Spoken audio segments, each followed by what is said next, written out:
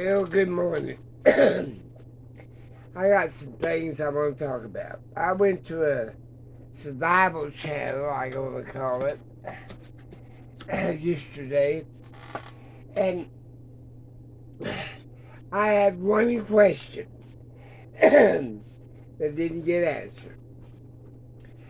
I said, we was talking about canning, dehydrating, so on and so forth.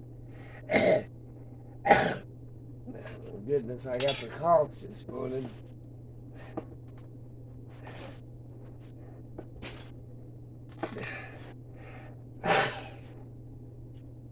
Anyway, it is what it is. Ask one thing. What happens when you can't get no more of these lids and the rings? Because they've already, crap has hit the fan and we're just having to manage over what we got. And these will last probably 5 years. This one here has already started deteriorating. See that? And that's about 2 years old. These here lids, even though they're a good brand, you can only use them maybe once or twice, 3 times at the most. Even if you buy them reusable lids, they'll finally give out, probably up to, let's say 5-6 times use. What are you going to do? What are you going to do when these are no longer available? And that's it. Well, let me take this lid off. I'm going to put this down a little bit. And about there. Well, this glass jar lasts probably 2,000 years or longer. Here comes the dogs. But these lids won't. But I'm going to start off with a series of how you can do these.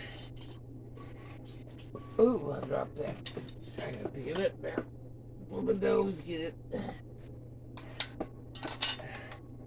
They used to have these kind of lids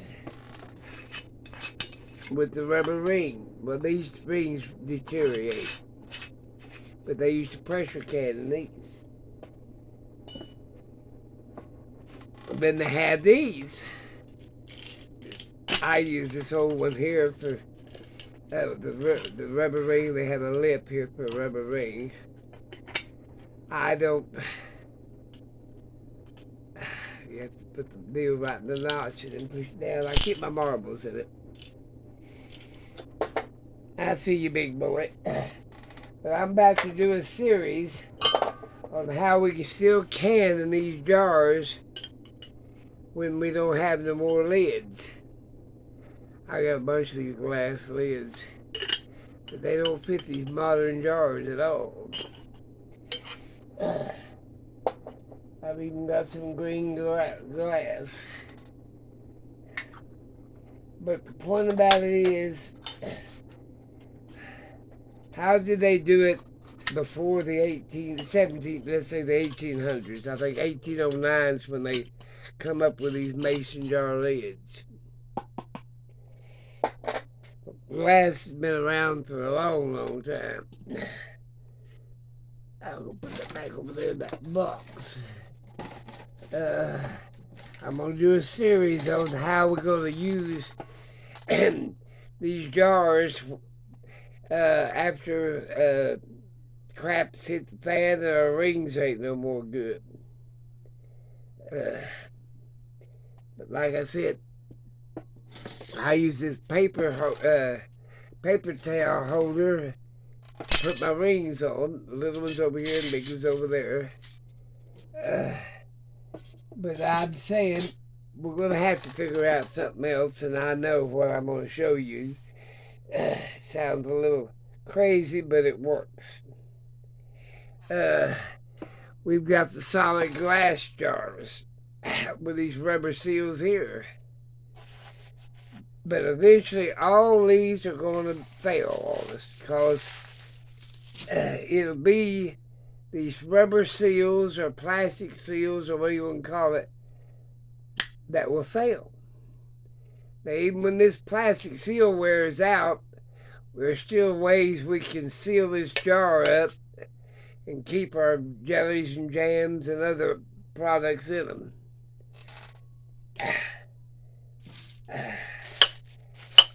I use these jars for cosmetics, herbal medicine, all kinds of stuff. But anyway, that's what I'm going to show you guys. I think I did it once, but it was just a poor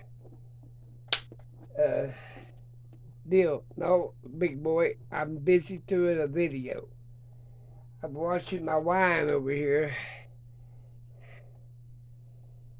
I got, let's see, this one here is cranberry wine. Let's turn back a little long. These lids in here. This is grape wine.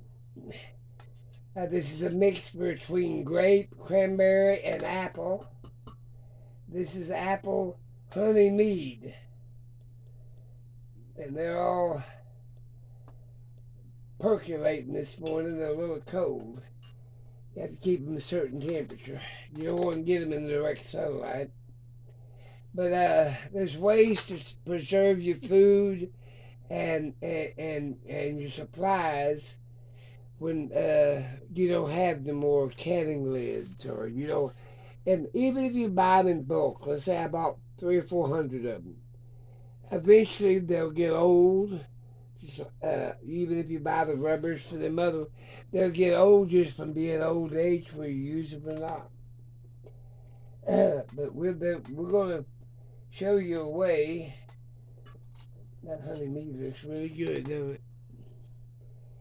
The mixture looks good too. This is sort of a reddish color. This is a grape.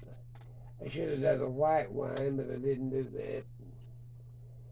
But I will get showing you things that I have done.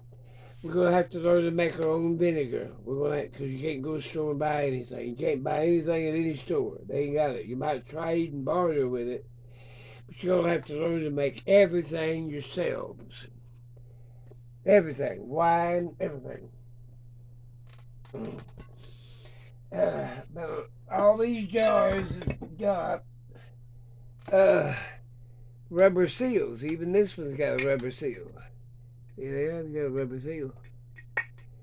I keep my wine making stuff in here, my stuff in it.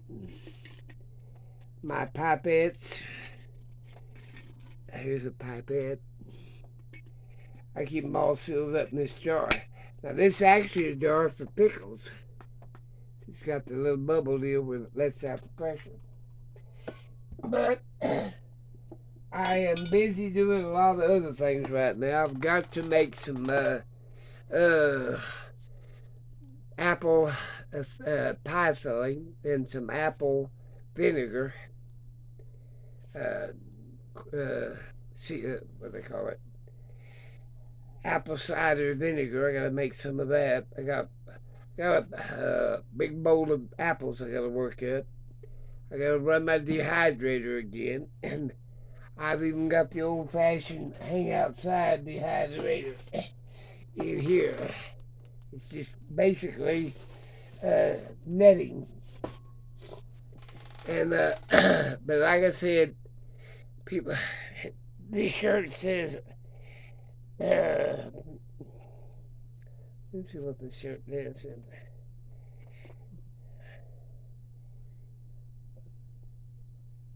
Let me overthink this, or something like that. Can't see it upside down. But I did want to put my glasses on today. I'm making my banana, right there. Barely see the top of it. That's my banana vinegar. It's a brewing. Takes about 30 to 45 days, sometimes up to 60 days, to make about 3/4 of a gallon of vinegar. I make it up in these glass gallon jars. I use it for everything. I've got some more bottles coming, wine bottles coming. Uh, but learn to use everything you got. I mean, everything you can put your hands on. There's multiple uses for everything. Uh, like vinegars have multiple uses. Wine does. Your canning, pickling. Uh, you know, there's lots of ways to do things. I gotta go. They're all laying on the floor waiting for me to feed them breakfast. That's the only reason I get around. They want me to feed them breakfast. Uh, uh, but like I said, I hadn't been feeling good. And now I gotta go to the discount house tomorrow and buy some stuff. Try to put up some more food. Because I think something's about to happen regardless of what. I gotta clean off these trays for this dehydrator and get them going again. I've been buying a bunch of tomatoes. I gotta shake my olive oil. I'm not olive oil, but my now I forget. My brain dead this morning. My vanilla beans are in there. I shake it every once, get it going. Boy, you just open this up and it really smells, but it's gonna smell really good in here.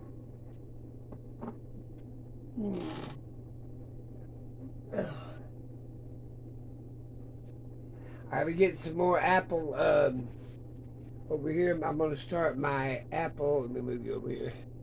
See my 5-gallon jugs back there? I got 2 of them. I gotta start with my apple cider, my hard cider with apple juice. And like I said, I've got to do that. I think about saving one of them for some watermelon wine. Take me about 3 big watermelons to have enough watermelon juice to make watermelon wine. And a few packages of this. I got my wine stuff and my yeast and stuff. But like I said, I thought I'd make some watermelon wine. I got a woman that's wanting some watermelon wine. And then I'll take the rind and the pulp and make me some watermelon preserves out of it. Or I can make, out of the rind, make pickled watermelon rind. But like I said, right now, I'm going to start a series on what are we going to do when it hits the fan. And it's right behind it going to. We could lose it. We have another solar flare. We could lose all of our electric power because they work on the grid. And my dogs are wanting out. So I got to go. Talk to you later.